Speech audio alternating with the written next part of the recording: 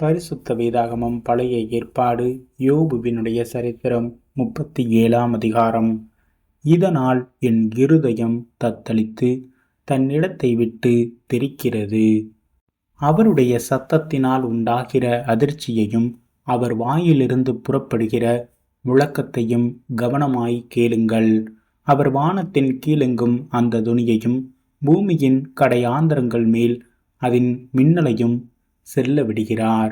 அதற்கு பின்பு அவர் சத்தமாய் முழங்கி தம்முடைய மகத்துவத்தின் சத்தத்தை குமுற பண்ணுகிறார். அவருடைய சத்தம் கேட்கப்படும்போது அதை தவிர்க்க முடியாது. தேவன் தம்முடைய சத்தத்தை ஆச்சரியமான விதமாய் குமுற பண்ணுகிறார். நாம் கிரகிக்கக்கூடாத பெரிய காரியங்களை அவர் செய்கிறார். அவர் உறைந்த மழையையும் கல் மழையையும் தம்முடைய வல்லமையின் பெருமழையையும் பார்த்து பூமியின் மேல் பெய்யுங்கள் என்று கட்டளையிடுகிறார். தாம் உண்டாக்கின சகல மனுஷரும் தம்மை அறியும்படிக்கு அவர் சகல மனுஷருடைய கையையும் முத்தரித்து போடுகிறார். அப்பொழுது காட்டு மிருகங்கள் தங்கள் குகைகளில் புகுந்து தங்கள் கெபிகளில் தங்கும். தெற்கே இருந்து சூறாவளியும் வடக்காற்றினால் குளிரும் வரும். தம்முடைய சுவாசத்தினால் தேவன் குளிரை கொடுக்கிறார். அப்பொழுது ஜலத்தின் மேற்பரப்பானது உறைந்து போம். அவர் நீர்த்துளிகளை மேகத்தில் ஏற்றி மின்னலினால் மேகத்தை சிதற பண்ணுகிறார்.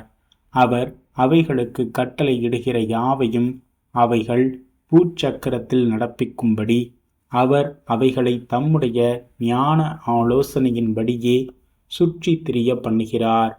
ஒன்றில் தண்டனையாகவும் ஒன்றில் தம்முடைய பூமிக்கு உபயோகமாகவும் ஒன்றில் கிருபையாகவும் அவைகளை வரப்பண்ணுகிறார். யோபே, இதற்கு செவிக்கொடும். தரித்து நின்று தேவனுடைய ஆச்சரியமான கிரியைகளை தியானித்து பாரும்.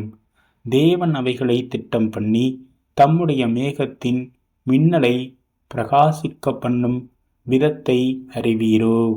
மேகங்கள் தொங்கும்படி வைக்கும் நிறையையும் பூரண ஞானமுள்ளவரின் அற்புதமான செய்கைகளையும் தென்றலினார் அவர் பூமியை அமைய பண்ணும்போது உம்முடைய வஸ்திரங்கள் உஷ்ணமாயிருக்கும் வகையையும் அறிவீரோ? வார்க்கப்பட்ட கண்ணாடியைப் போல் கெட்டியான ஆகாய மண்டலங்களை நீர் அவரோட கூட இருந்து விரித்தீரோ? அவருக்கு நாம் சொல்லத்தக்கதை எங்களுக்கு போதியும். அந்தகாரத்தின் நிமித்தம் முறை தப்பி பேசுகிறோம். நான் பேச துணிந்தேன் என்று யாதாம் ஒருவன் அவருக்கு முன்பாக சொல்லத்தகுமோ? ஒருவன் பேச துணிந்தால் அவன் விழுங்கப்பட்டு போவானே. இப்போதும் காற்று வீசி ஆகாய மண்டலங்களில் உள்ள மப்பு நீங்க பண்ணி இருக்கிற சமயத்தில் வடக்கே இருந்து பொன்மயமான காந்தி வருகிற போது ஆகாய மண்டலத்திலே பிரகாசிக்கிற சூரியனை முதலாய் ஒருவரும் நோக்கி பார்க்க கூடாதே.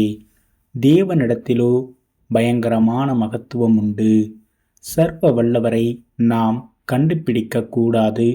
அவர் வல்லமையிலும் நியாயத்திலும் பெருத்தவர். அவர் மகா நீதிபரர். அவர் ஒடுக்க மாட்டார்.